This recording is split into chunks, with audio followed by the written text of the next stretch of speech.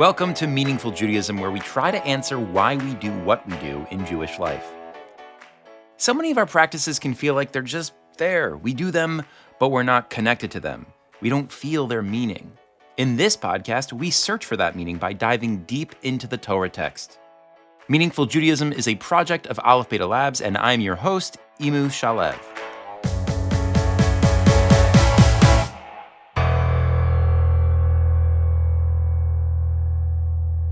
This week, our topic is Niddah, specifically the law that husbands and wives can't be intimate during the wife's period. And I'm definitely the wrong person to do this, so I am handing it over to someone who is much better suited to explore this topic, Aleph Beta scholar Beth Lesch. This episode is a two-parter, and it's really amazing, delightful, it's surprising, and it's profound. I'm really excited for you all to hear it.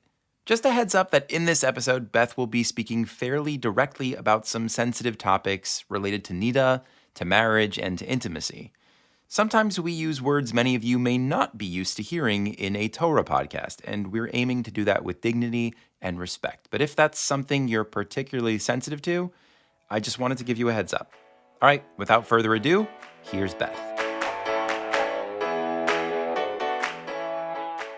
Hi, I'm Beth Lesch, and I'm joined here by my wonderful colleague, Adina Blaustein, who, in addition to being the content production manager at Aleph Beta, also happens to be a Yoetzet Halacha, which means she educates and counsels women in her community on issues relating to Niddah. Adina, I want to kick things off by sharing a story that illustrates one aspect of Niddah that I really struggle with. I'm just amazed you only have one issue. Right. Yes. So we're going to start with one issue. We'll see where we end up. So I've been happily married, thank God, for 10 and a half years. I can still remember this one incident when I was newly married. I had a friend from college staying with us. We were eating breakfast, just the two of us. I think my husband was out of the house working. And my friend said to me, "Why do you have two beds in your bedroom?" Just like that. Very respectful. She was just curious. If you're new to the laws of Niddah, then for sure you'd wonder, why would a happily married couple need two separate beds? Like, is this a 1950s TV show? Is this I Love Lucy? It's so strange. Exactly. Right. Her question really caught me off guard. So what did you say? So I don't remember exactly. I think I probably muttered something about, laws of family purity. But I just remember feeling really uncomfortable and trying to change the subject quickly. I was not super keen to start explaining how, according to Jewish law, husband and wife are forbidden from having physical relations when the wife has her period. And so during that time of the month, my husband and I sleep in separate beds. It's so interesting, Beth, because I know you, and I know that you're usually very open to answering just about any question having to do with Torah, Jewish law. Totally. My friends ask me about Jewish stuff all the time. Usually I embrace these questions, and I remember reflecting on it afterwards and asking myself, why did this question make me so uncomfortable? So if I may, I wonder if it's because the bedroom is such a personal and intimate space. Honestly, even if you did have a regular, queen size or king size bed, it's off-putting for someone else to poke their head into a married couple's bedroom and start asking questions about it. I think that is part of it, but I don't think that's what was really at the core of what was bothering me. I think it's that I realized that I didn't have a great answer. I mean, I could have given a very technical explanation and said, there's a law from the Torah that couples separate when the wife gets her period. So during that time, we sleep in separate beds. But my friend was asking for more than that. At least I felt she was. She was probing for the why. Why would the Torah want married couples to separate at all? What's wrong in the Torah's eyes with being together during this time? And if she wasn't hungering for the why, I started to realize that I was. And I'm not the first person to ask this question, right? I know that there are answers that are offered. If you stick Torah, Niddah, why into Google, you will get hits. But I hadn't encountered an answer that felt really satisfying. Yeah, I'll be honest. I teach brides all the time, and it's hard for me as well.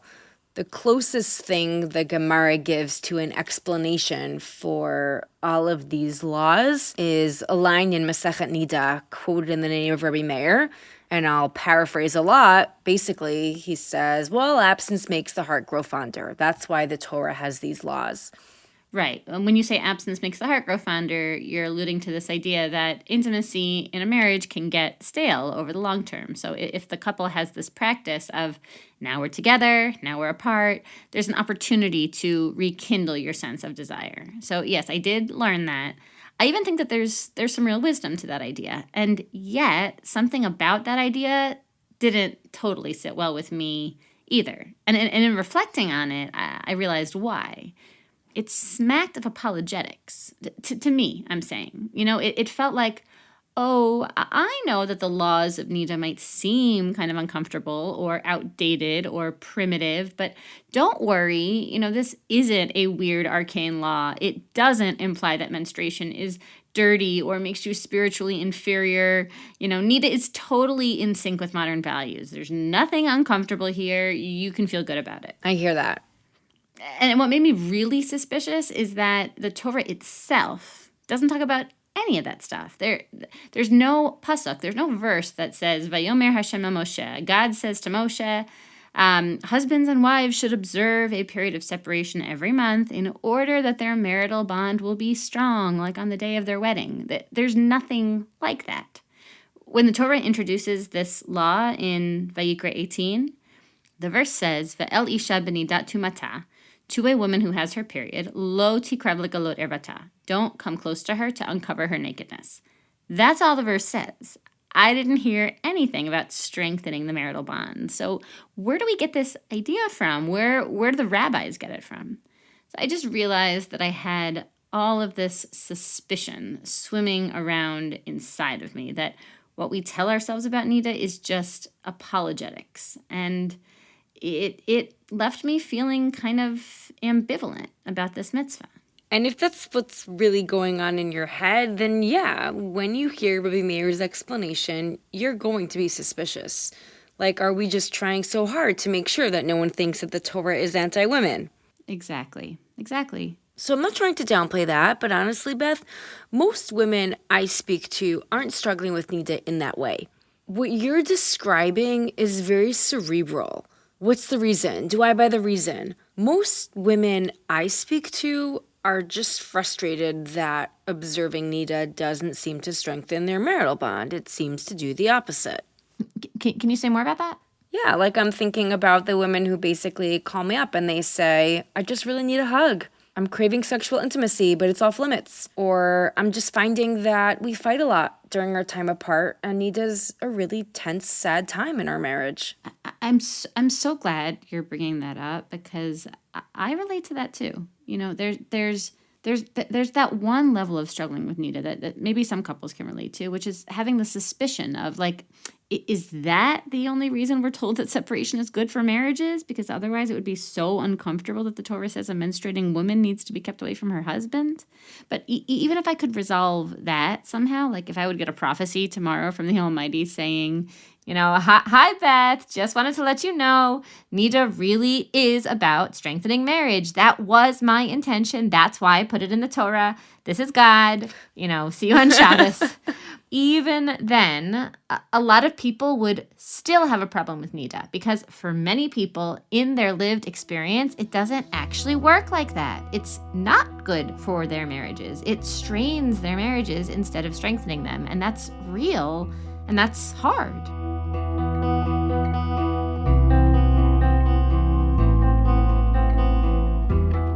So, Adina, we've mapped out these two major Niddah challenges, and that's a really fabulous introduction to the journey that I'm about to share with you, because that is really where I found myself as someone who was faithfully observing these laws and had no plans of stopping, but nonetheless was struggling in my head, with the rationale piece. Is it apologetics? And then also struggling sometimes with the experience piece. And I didn't want to stay there.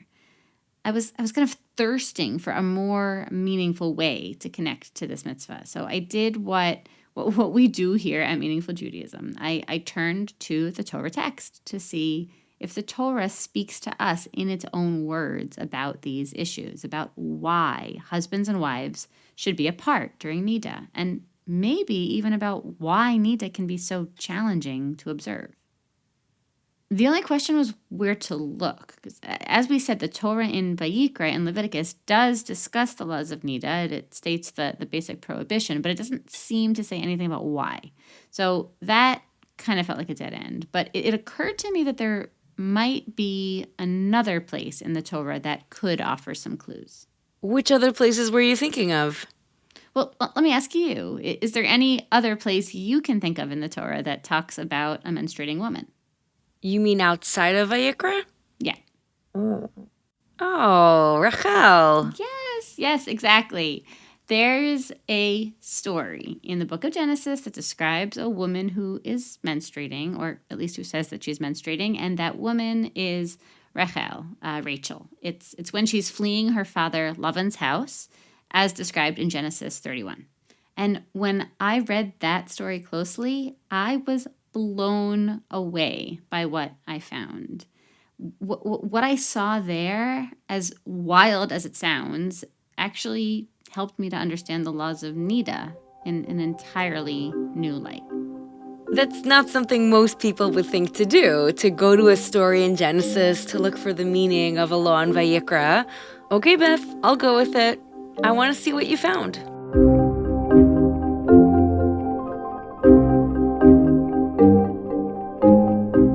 Great. So I'm going to play for you the recording of a conversation where I shared what I found with Tikva Hecht, another Aleph Beta scholar.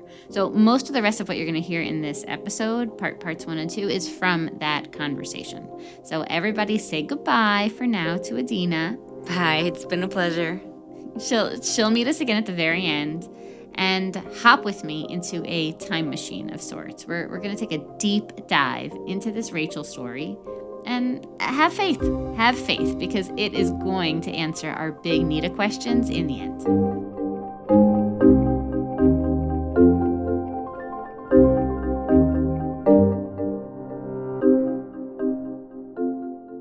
Tikva, as you know, I've been having a lot of fun researching this topic, and I have some crazy cool stuff going through my head. I'm really eager to share it with someone, so let's dive in.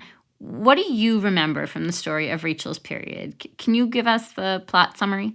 Sure. Jacob and his wives have just fled from Lavan's house. And on the way out, Rachel steals these trophim. I think they're idols, right? And then Lavan starts chasing after them, and he catches up to them, and he accuses them of stealing the idols, and he starts looking for the trophim. So he goes into Rachel's tent, but she's hidden them in the saddle pack of her camel, and she does something really sneaky. She sits on it. So Lavan is looking all over this tent. But of course, he's not finding them because they're the one place he can't look. And then Rachel says to him, please don't be angry, but I can't stand up because derech nashimli, the way of women is upon me.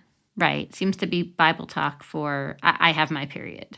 I've always been very intrigued by that. It is sort of this almost throwaway line. And I always found it fascinating. Just, wait, what does this mean? Does this mean women just sat and didn't move during their periods? Were they so open with their fathers about it? So I'm happy, really happy to be looking at this story with you because it's reminding me how intriguing I always find that. And then I always forget about it. And I'm like, I move on. In terms of a clue in understanding Niddah, I'm a little skeptical. I don't know. Yeah, I think you're going to have to convince me that it's relevant, but I'm definitely excited and intrigued to look at it with you. If I were in your shoes, I would be skeptical too. Why would we think that this story about Rachel's period is connected in any way to the laws of Niddah? That just sounds like a ridiculous proposition. Yes, this is a story about menstruation, but it feels like that's where the commonalities end, right? The laws of Niddah are about interactions between a husband and a wife.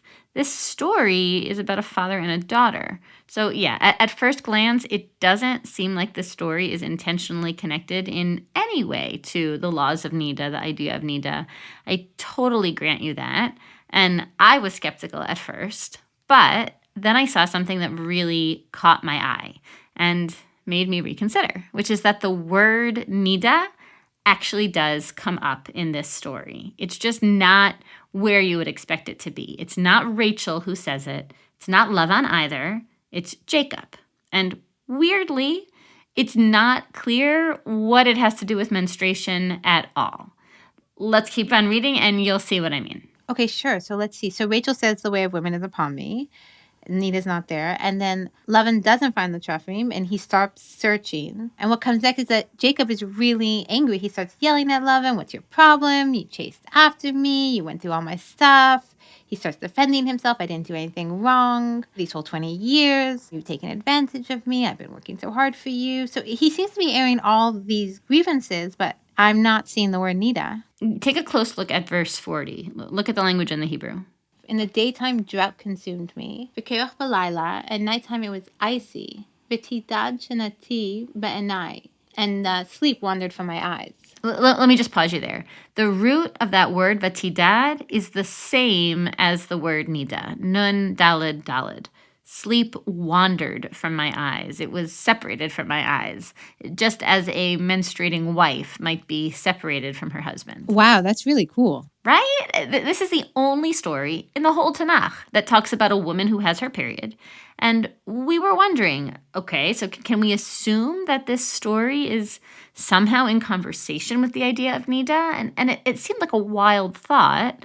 But then, lo and behold, in that very same story, just a few verses later, we actually get the word Niddah, which is a highly unusual word. It's very unusual for it to show up like this in a narrative in Genesis.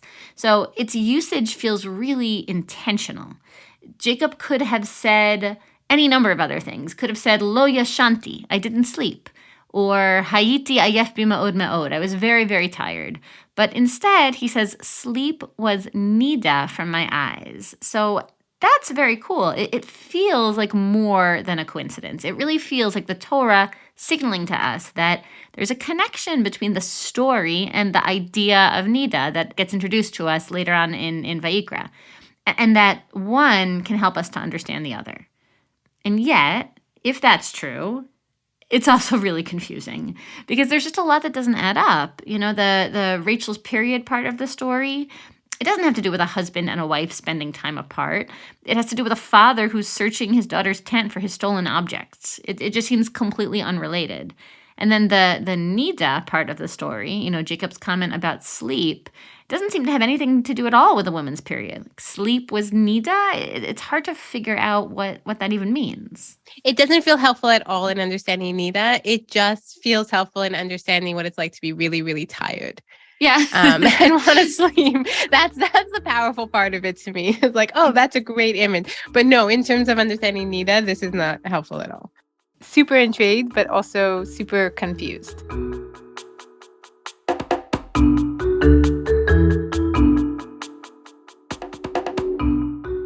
I still think the story has something to teach us about Niddah, but in order to see it, you have to better understand what is happening in this larger story with Lavan and Yaakov and Rachel and Leah, because we've looked at this moment in Rachel's tent, and we've looked at the verse from Yaakov about Niddah and sleep, but we're kind of reading it out of context. So let's go back and look at this entire story that we just recapped, but not just to zoom in on the Rachel's tent moment and the Niddah sleep moment and ignore the rest, but read the story as a whole from top to bottom, starting with the moment when Yaakov and Rachel and Leah and the kids first flee. And we're just going to relax, take it in, ask some basic questions, just try to understand it. Are you ready? Very ready. Great. So Jacob gathers Rachel and Leah. He tells them that he wants to leave Lavan's house and go to Canaan. And just remember, Jacob has been living there for 20 years, ever since he ran away from his parents' home and showed up on their doorstep. But he decides that it's time. It's time for a new era for him and his family. And surprisingly, Rachel and Leah are totally on board with the plan. They're not even a little bit sad to be leaving their father's home. Yeah, they sort of say there's really nothing for us here anymore. Their relationship with their father is strained, and they're very honest. They tell Yaakov, we're ready to leave. Right. They sneak out without even telling Lavan. They had lived together as a kind of household for all of these years. Jacob, Rachel, Leah, the maidservants, the kids. And now they don't even let him know that they're leaving. They don't even say goodbye, which is a little strange. Vayakam Yaakov, they set out for Canaan. So I'm reading from Genesis 31, verse 17. They take all their stuff with them, including what we mentioned before, the teraphim that Rachel stole, which, as you said, the commentators say they're probably some kind of idols.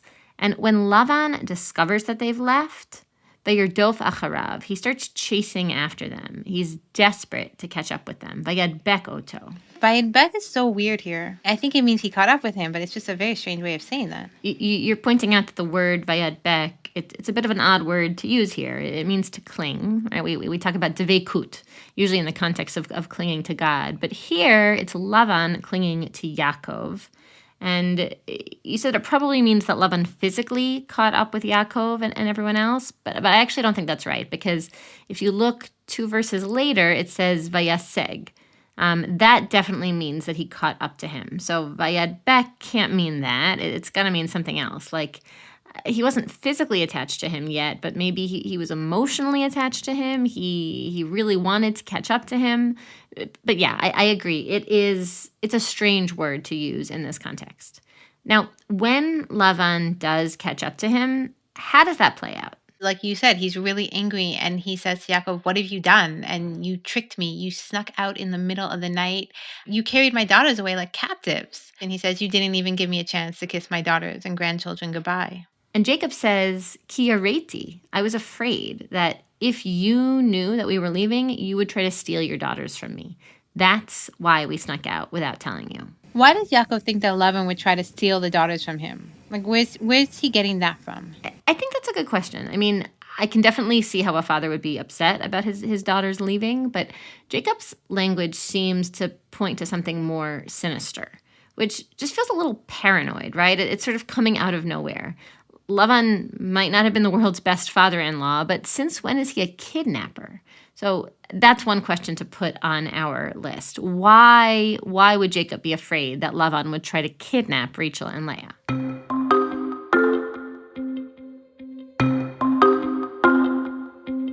Okay, so let's keep reading. We were talking about Lavan's mood. He's definitely angry. And listen to what he says next. I could hurt you if I really wanted to. Okay? He is hostile. This is not a particularly loving, healthy family dynamic. And the hostility is far from over.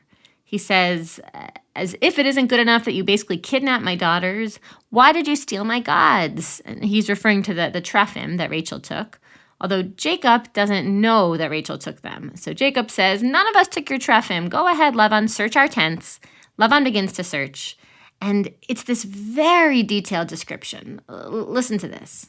Vayavo Lavan ba'ohel Yaakov. Lavan came into Yaakov's tent, uva ohel Leah, and into Leah's tent, uva ohel shtei ha'amahot, and into the maidservant's tent, velo matzah, vayetzi me'ohel Leah, and he left Leah's tent, vayave ba'ohel Rachel, and he came into Rachel's tent. Like, the verses are painting this frantic scene, Lavan going in and out of the tents like a madman. Yeah, and I'm noticing the next verse. V'yamasheh Lavan et kol ha'ohel.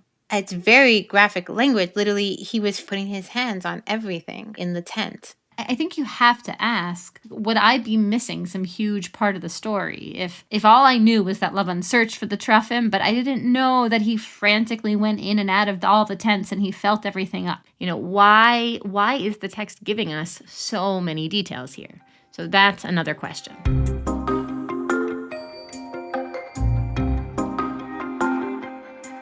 We're up to that moment that we read about before. Rachel is sitting on the stolen goods, and the way I imagine it, at least, Lavan is getting closer and closer. He's realizing that there's only one place in the whole tent that he has yet to lay hands or eyes on, which is right where his daughter is sitting. And she says to her father, "Don't be angry. I can't get up because I have my period." Stop right there. If you didn't know how the story was going to end, how would you expect Lavan to react? He's accused his own son-in-law and daughters of stealing from him. He's rummaging through Rachel's tent. He's probably thinking, they've got to be here somewhere. And Rachel says, "Sorry, Dad, I can't get up. It's that time of the month." What do you expect Lavan to do? That's very well, Rachel, but I'm going to need you to stand up now.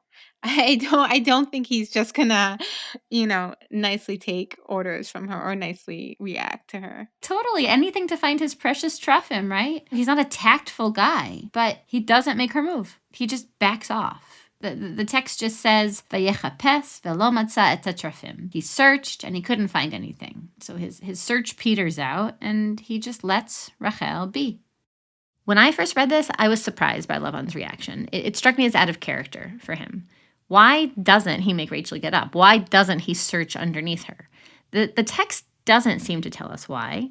We can speculate. I think a lot of people might say, well, Lavan was probably observing some kind of taboo.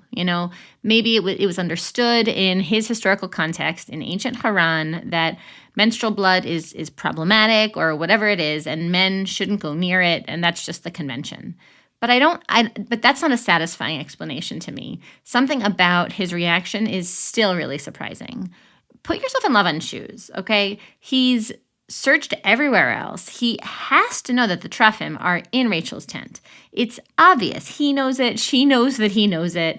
And if he doesn't find the goods, he's going to look like a fool the way that he's come charging in and throwing out all these accusations. So even if it is a taboo that he shouldn't come close to a woman who has her period, okay, so he could say, Rachel, I need you to stand up and go have your period over there, please. The fact that he lets her keep sitting there is odd. It's unexpected. So that's another question I want to ask. Why does Lavan back off from Rachel in the tent?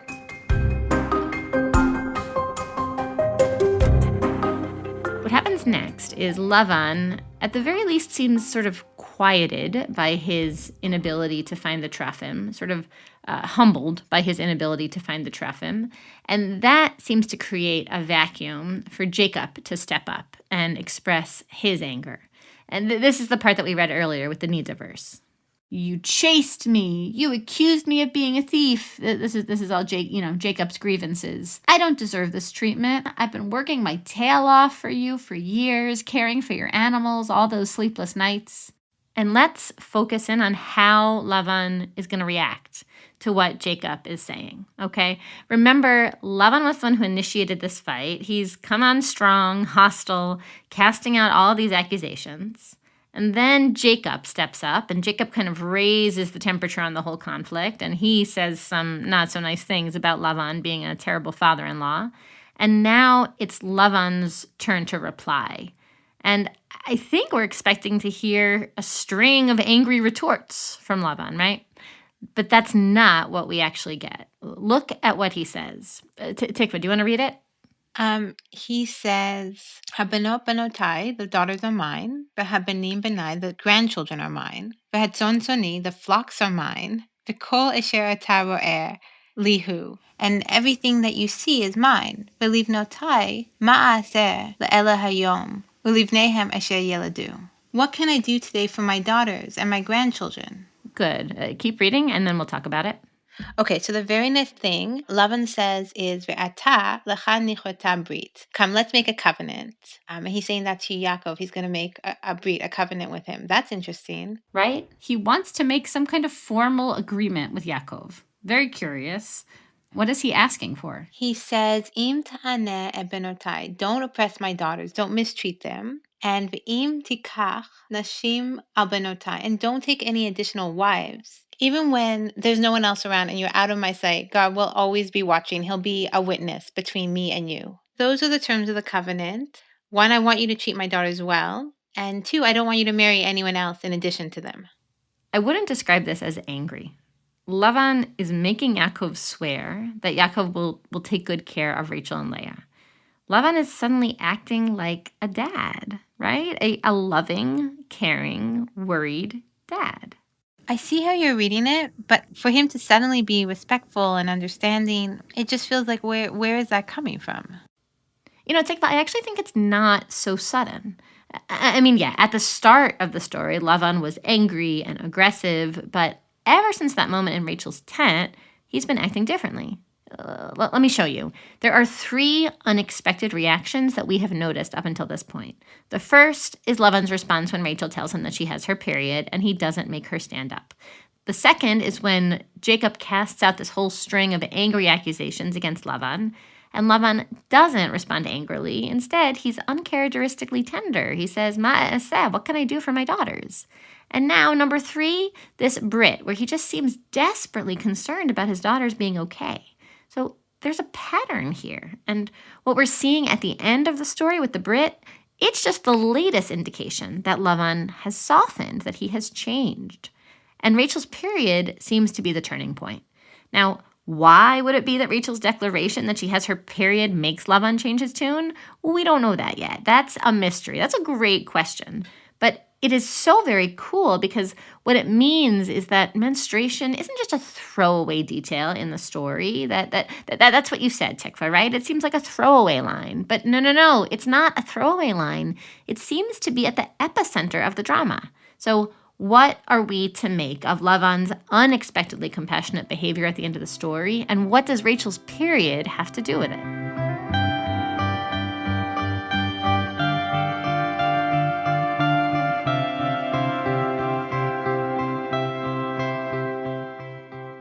One other thing, Beth. He said, don't mistreat my daughters and don't marry any more wives. It just seems funny. It seems really hypocritical.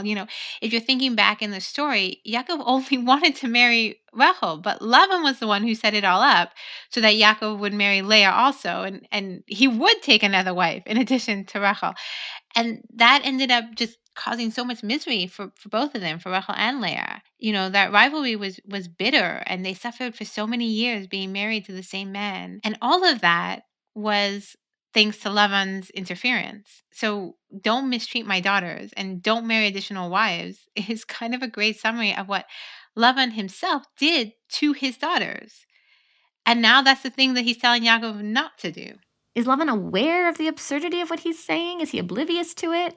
I need you to take care of my daughters. Please, please, please, whatever you do, make sure you don't do this. This being something pretty close to what I did to them, it's bizarre. So that's another question. What is with the Brit? So just to recap our questions, what makes Jacob think that Lavan would steal his daughters from him? Isn't that a little nuts? Why does the text describe Lavan's invasive search in such graphic detail? Why does Lavan seem to react with such calmness and understanding to Rachel's declaration that she can't get up because she has her period? Why is Lavan suddenly so concerned about what he can do for his daughters, so much so that he makes this Brit? Where is this compassionate turn coming from, and what does it have to do with the moment in the tent? And then lastly, there's the hypocritical terms of the Brit. What are we to make of that?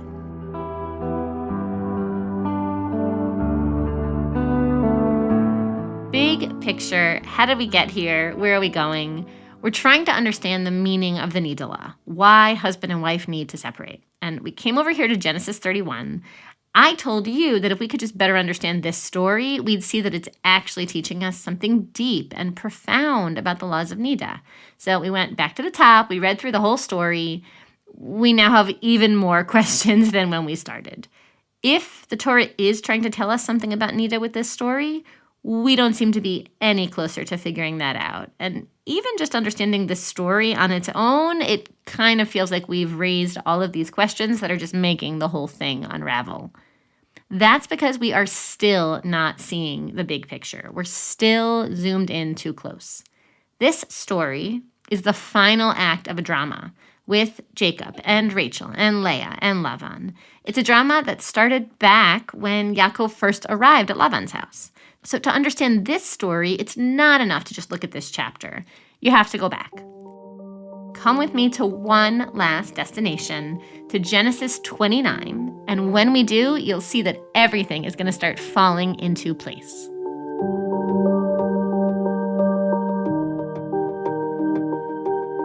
Okay, so we're going back to the moment when Yaakov first arrives in Lavan's hometown. He sees Rachel at the well, he falls in love with her, and Lavan comes out to greet him. Listen to what Lavan says. Atzmi uvesari ata. You are my bone and my flesh. And Lavan invites Jacob to stay with them. He moves in. Now, Tikva, I'm going to ask you a question. The answer might seem obvious, but just humor me. What do you think Lavan means when he says, you are my bone and my flesh? I think it just means you're my family. Like we say, you're my flesh and blood. Yaakov is Lavan's nephew, his sister's son. He's probably never even met him. And now he's showing up, and that's exciting. And Lavan feels close to him, their family. That would seem to be the plainest read, yeah. But I'm going to argue that there is a deeper, more insidious layer of meaning in Lavan's words. Lavan is using very particular language here. Atzmi uvasari. Does that language remind you of anything? It does, but I'm blanking. What if I say etzem me'atzamai uvasar mibsari? Oh, I'm Chava. Yes, it's from the creation of Adam and Eve, bone of my bones, flesh of my flesh. And as far as I can tell, Tikva, this is actually the only time in the entire Chumash, the entire 5 books of Moses, that we get language quite like this pairing of the words etzem and basar, bone and flesh, which is intriguing. And to me, it suggests that we're meant to read Lavan's words somehow through the lens of how these words were first used in the Garden of Eden. Now, you had suggested that this idiom, my bone and my flesh, it just means you're my family. But would you say that that's what the idiom meant in Gan Eden, or did it mean something else? No, I think it had much more specific connotations in Gan Eden. If you think about the story there, God is trying to find a helpmate for Adam. He brings all the animals in front of Adam, but none of them are a good match. So then God puts Adam to sleep, and he takes one of his ribs, and he builds Eve from the rib, and then presents Eve to Adam. And then when Adam sees her, he says, this time it's bone of my bone, flesh of my flesh. This one will be called woman, because she was taken from man. So etzem atzamai is this expression of, whoa, Eve, you're my soulmate. You're the right one for me. Because meeting you feels like reuniting with a lost part of myself. So that's part of the message of etzem atzamai, but there's another layer to it. There's more richness to this idiom. And this I heard from Rabbi Foreman. He says, keep reading, look at the next pasuk. Al kain, therefore, ya'azov ish et aviv ve'et imo, a man will leave his father and his mother, v'davak be'ishto, he will cling to his wife, v'hayu levasar achad, and they'll become one flesh.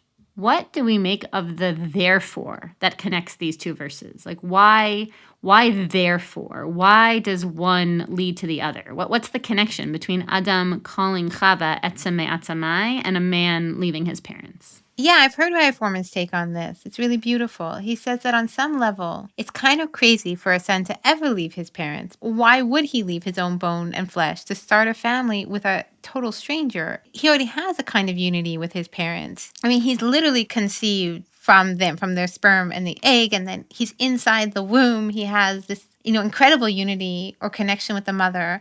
And then even after birth, he's growing up in their home. So there's this connection, this unity that's already there. Why would he leave that behind for this stranger?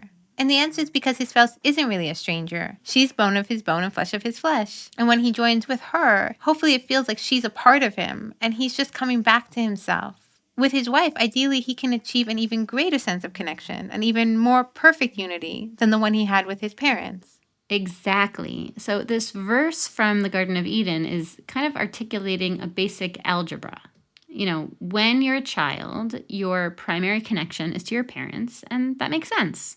But when you get older, if you're lucky enough to find your b'sher, your soulmate, then your primary connection switches. It's not to your parents anymore. You leave them behind, and now your primary connection is to your spouse. So to bring it back to the Lavan story, Lavan is happy to meet Jacob, and he says to Jacob, Atzmi uvasari ata, you are my bone and my flesh. And he invites Jacob to move in with him, knowing what we now know about how this language is used in the Garden of Eden. Bone and flesh, that's the motto of why children should leave their parents' house and go get married. And we have Lavan saying those words. Lavan, who is embracing Jacob and inviting him into his home, who is going to offer his daughter Rachel's hand in marriage to Jacob. What do you make of that?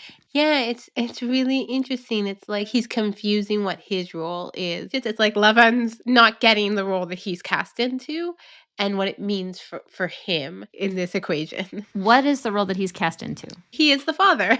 He's kind of acting like he's the husband. Yeah, like I don't want it to be that you marry my daughters and now you guys all go off into the sunset. It feels more like, yeah, go off into the sunset, but I'm coming too. I'm coming too. And we're joking about it, but I think there's something really off going on here with Lavan quoting this verse, which is supposed to be about a father letting go, but he's using it as the reason for not why the daughter should leave her father, but why the son-in-law should stay. Yaakov, you can dwell with me because you are my mate. There's just something that I find very creepy. There's something very creepy about it to me.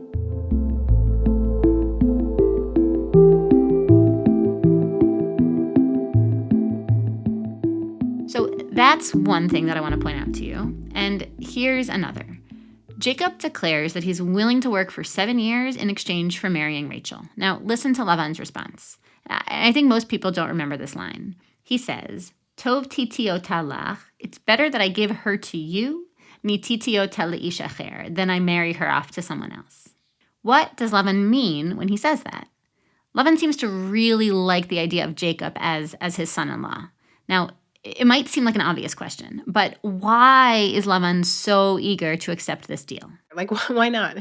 It's great to have someone willing to work for free for 7 years, for room and board. Who wouldn't want someone to work for them for 7 years with that kind of dedication? The thing is, if Lavan is essentially just greedy and, he wants free labor, he's trying to get as rich as he can, it's strange to me that he would be so fond of Yaakov as a potential son-in-law, because most potential son-in-laws, they would offer a dowry. That's what we saw in Parshat Chayei Sarah, in the story of Eved Avraham, Avraham's servant who comes to the family seeking a wife for Isaac, and he brings a whole parade of gifts, all of these riches, right, that he gives to the family. But Yaakov seemingly shows up without any of that. He's penniless. The only thing that he can give is his labor. So it just seems strange. If you're Lavan and you're greedy, you're just trying to get rich fast, like that's really your fundamental care, then why is it better that I give her to you? Why are you, Yaakov, such a great candidate? You'd think he'd be shutting the door in his face and waiting for someone more fitting to show up. What is so desirable about Yaakov? That's interesting. Yeah. Once you raise the question, and with everything we saw, it makes me wonder if there's more going on. Can you say more about that? Well, from this lens, part of that desirability is actually that he is penniless and destitute and needs a home. Like he's finding a way to hold on to Yaakov to make sure Yaakov is kind of being integrated into his family rather than taking his daughter away from him. Exactly. And when you read the story that way, with Lavan as this controlling father who has trouble letting his daughters go, who's not able to respect the boundary that's supposed to exist in their relationship, then not only does it explain why Jacob is called Lavan's bone and flesh and why Jacob is better than some other richer guy, but it also changes the way we understand what I think is arguably the craziest part of the Lavan story, the whole deceit thing with the wedding, right? Why did Lavan trick Yaakov and set him up to marry Leah first? Most people think it's just Lavan trying to extort Yaakov, another 7 years of free labor. But maybe it was Lavan's sneaky way of getting Jacob to stick around, and in doing so, getting the daughters to stick around so that they would never leave him, because he's a parent who doesn't know how to let go. Even the fact that he would marry his 2 daughters off to one man sort of keeps everything in the family and maybe allows it to be, he can kind of control the situation more easily. If they're married to 2 separate men, like 2 different families he has to try to manipulate. So it feels like in a lot of different ways, he's just trying to keep everyone close. Mm-hmm.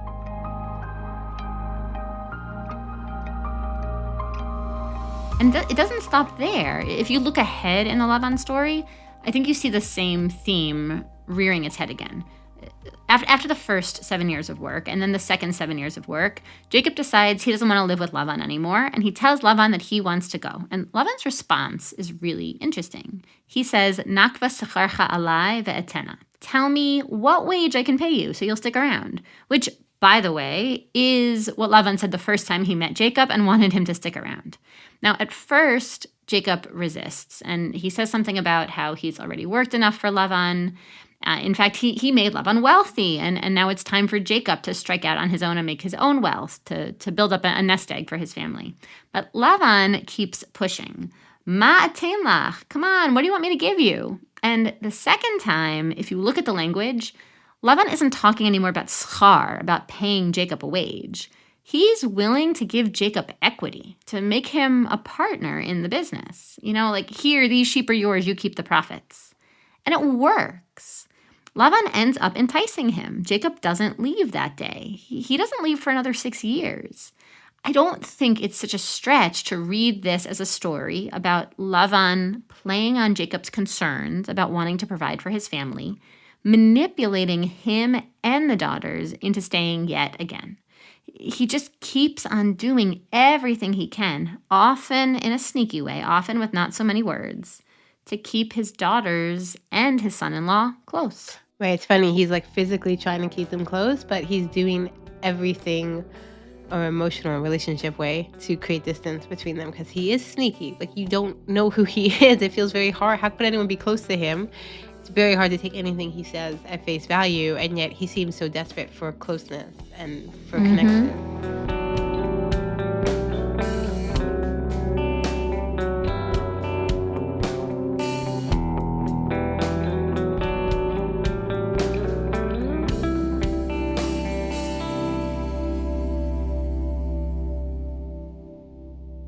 This is exciting because we are ready to shift from question mode to answer mode.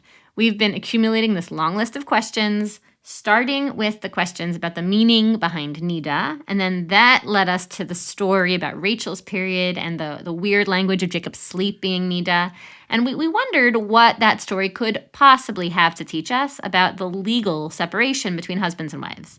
And then we took a closer look at that story and noticed all kinds of really strange things with Lavan's behavior and raised some new questions. So our question list is really quite long. We're about to go through the list and answer each one. And you will see how it is that this story from the book of Genesis illuminates the whole topic of Niddah in a very surprising way. So come with me back to chapter 31. What's at stake is finding meaning that's real and satisfying and compelling in the mitzvah of Niddah.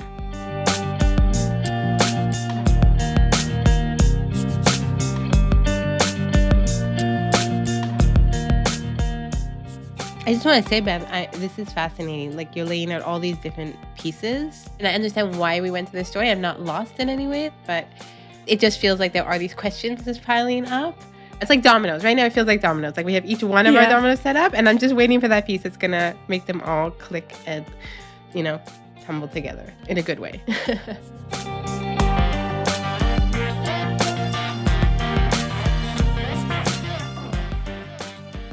I'm just going to tell the kind folks who are listening with us, you've reached the end of part 1, but don't worry. By the time you all are listening to this, in the future, well, you're present, but in our future, part 2 will be sitting in your feed. That's right. Keep on listening with us. You're almost there, and it's about to get good. At least I think it's about to get good. So stick around. I think it's been good. It's been good. It's been good, and it's about to get really good.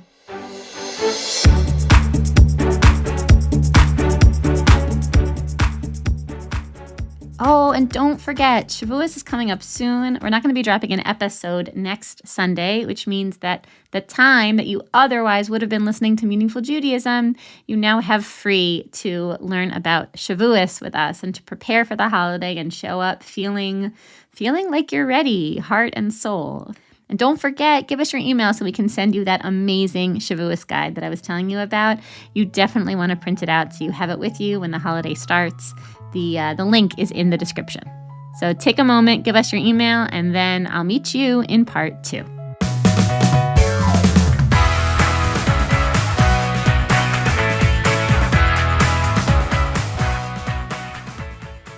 This episode was recorded by Beth Lesch, Tikva Hecht, and Adina Blaustein. The scholar for this episode was Beth Lesch, with additional scholarship by me, Imu Shalev. The editor was Beth Lesch, with additional editing by Sarah Penso. Our audio editor is Hilary Gutman. Our production manager is Adina Blaustein. Meaningful Judaism senior editor is me, Imu Shalev.